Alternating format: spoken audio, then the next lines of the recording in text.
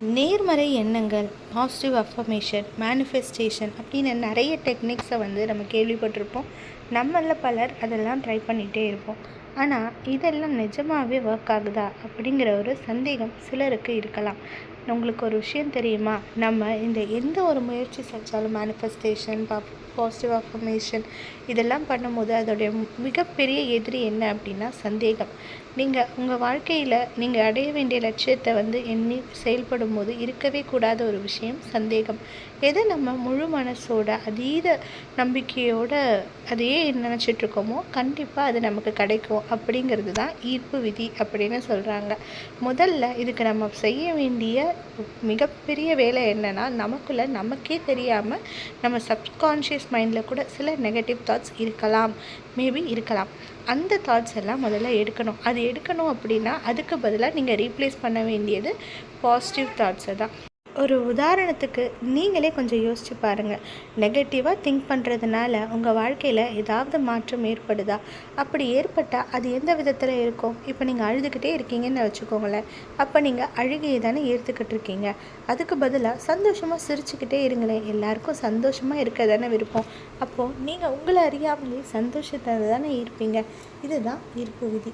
இதுதான் the secret அப்படிங்கிற புக்லேயும் அழகாக சொல்லியிருப்பாங்க. உதாரணமாக அந்த புக்கில் என்ன சொல்லியிருப்பாங்க அப்படின்னு பார்த்தீங்கன்னா, நீங்கள் அவசரமாக எங்கேயோ கிளம்பிகிட்ருக்கீங்க. கிளம்பும் போது நீங்கள் ஒரு சிக்னல்லையோ எங்கேயோ மாட்டிக்கிட்டீங்கன்னு வச்சுக்கோங்க. அப்போ நீங்கள் என்ன நினைக்கணும்? நம்ம சென்றடைய வேண்டிய இடத்துக்கு சரியான நேரத்தில் போயிடணும். நம்மளுடைய இலக்கு அதுவாக தான் இருக்கணும். ஆனால் பலர் என்ன நினைப்பாங்கன்னா, லேட் ஆகிடக்கூடாது. இதே தான் நினச்சிட்ருப்போமே ஒழிய சரியான நேரத்துக்கு போகணும், இது நினைக்கிறதே கிடையாது. இதனால் நம்மளை அறியாமலே நம்ம எதை ஈர்க்கிறோம் அப்படிங்கிறத நீங்களே யோசிச்சு பாருங்கள். இப்போ சொல்லுங்கள், நம்ம எந்த மாதிரி எண்ணங்களை நமக்குள்ளே வச்சுக்கணும்? முதல்ல பாசிட்டிவ் தாட்ஸை தான் நம்ம சொல்லணும். அப்போ நம்மளை அறியாமலே நமக்கு அது ஒரு பழக்கமாகவே ஆகிடும். இதனால் நம்ம நிஜமாகவே நம்மளுடைய மனநிலை சந்தோஷமாக இருக்கும். நம்மளுடைய மனநிலையை வச்சே நம்ம பாசிட்டிவாக திங்க் பண்ணுறோமா, நெகட்டிவாக திங்க் பண்ணுறோமா அப்படிங்கிறத நம்ம கண்டுபிடிச்சிடலாம். நெக்ஸ்ட்டு ஸ்விட்ச் வேர்ட்ஸ் சொல்கிறாங்க. ஸ்விட்ச் வேர்ட்ஸ் அப்படிங்கிறது உதாரணமான ஸ்விட்ச் வேர்ட்ஸ்னால் wolf magic begins now, divine, together, give, count. இந்த ஸ்விட்ச் வேர்ட் பிஸ்னஸ் க்ரோத்துக்கு யூஸ்ஃபுல்லாக இருக்கும்னு சொல்கிறாங்க. நம்மளுடைய நேர்மறையான எண்ணங்கள் கண்டிப்பாக நம்ம வாழ்க்கையில் நல்லதாக நடக்கும். இவ்வளோ சொல்கிறோமே, உங்களுக்கு கண்டிப்பாக ரிசல்ட் கிடச்சிருக்கா அப்படின்னு நிறைய பேருக்கு ஒரு கேள்வி எழும். ஆமாம், கண்டிப்பாக அதோட பாசிட்டிவ் ரிசல்ட் இருக்குது. என்னென்னா, நான் இந்த மாதிரி பாசிட்டிவாக திங்க் பண்ணும்போது, நேர்மறையான எண்ணங்களோடு இருக்கும்போது என்னுடைய மனசு ரொம்பவும் சந்தோஷமாக இருக்கும்.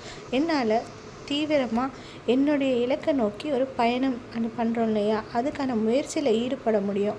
நேர்மறையான எண்ணங்களோட சந்தோஷமாக இருக்க முடியும். இதுவே ஒரு பெரிய வெற்றி தான் என்னுடைய இலக்கை நோக்கி. இதை தவிர்த்து நிறைய மேனிஃபெஸ்டேஷன் டெக்னிக் சொல்கிறாங்க. உதாரணமாக 2 கப் மெத்தட்ஸ், வாட்டர் யூஸ் பண்ணி பண்ணுவாங்க இல்லையா. தண்ணிக்கிட்ட நமக்கு நம்ம மனசில் இருக்க ஆசைகளை, விருப்பங்களை சொல்லிவிட்டு அப்புறமா அது ஒரு நம்பிக்கையோட பிரபஞ்சத்திற்கு நன்றி சொல்லிவிட்டு அந்த தண்ணியை குடித்தோம்னா கண்டிப்பாக நடக்கும்னு சொல்கிறாங்க. ஆனால் இந்த மெத்தடோ இல்லை எந்த பாசிட்டிவ் அஃபர்மேஷன் யூஸ் பண்ணும் போதோ நம்ம ரொம்ப ஜாக்கிரதையாக இருக்கணும். நல்ல எண்ணங்களையும் நல்ல விஷயங்களையுமே மட்டும் நினச்சி இந்த மெத்தட்ஸை ஃபாலோ பண்ணணும். ஏன் அப்படின்னு சொன்னால், கண்டிப்பாக இது படிக்க வாய்ப்பு இருக்குதுன்னு சொல்கிறோம். அந்த நம்பிக்கையில் தானே செய்கிறோம். அப்போ நம்ம நல்லதை நினச்சா தானே நல்லது நடக்கும். நம்ம என்ன நினைக்கிறோமோ அது நடந்துடும். அதனால தான் சரி, இந்த வாட்டர் மேனிஃபெஸ்டேஷன் எப்படி ஒர்க் ஆகுதுன்னா, நம்ம உடம்புல கிட்டத்தட்ட 70% ஆஃப் வாட்டர் தான் இருக்குது. அது இன்னுமே வேகமாகவும் சுறுசுறுப்பாகவும் நம்ம நினைக்கிறது எல்லாமே நம்மக்கிட்ட கிடச்சிடும். இதுதான் வாட்டர் மேனிஃபெஸ்டேஷன் டெக்னிக் சொல்கிறாங்க.